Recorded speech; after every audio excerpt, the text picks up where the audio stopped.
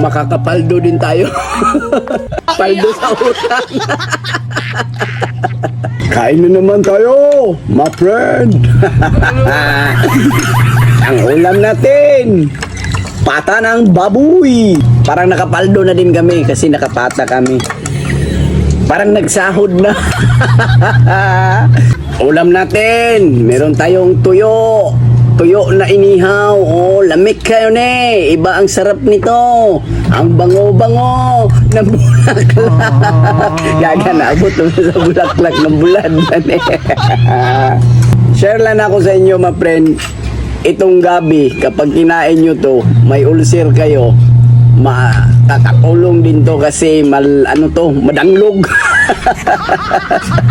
Abot sa Tagalog sa madanglog, mapakla, dili pod, basta madanglog. Ay, shout out dahil ko sa katong mga nagpalo, katong nag-comment. Nildo na kong nako sa vlog kay para mangipon ko.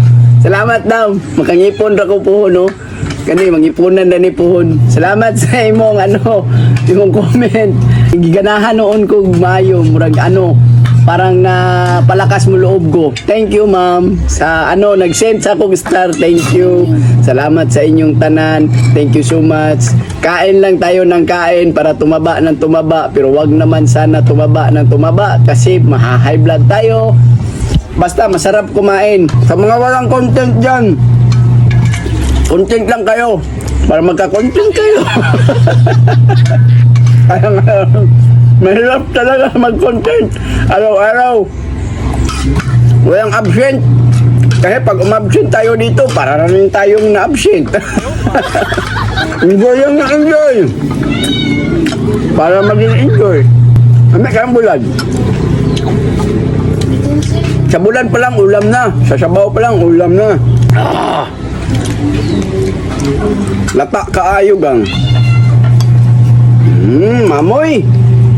Ito masarap mamoy Grabe ang mamoy ang panit niya Iniganan mo. Dami kayo. Nakatumang naglaway da. Kain kayo. Lagi kayo maglaway.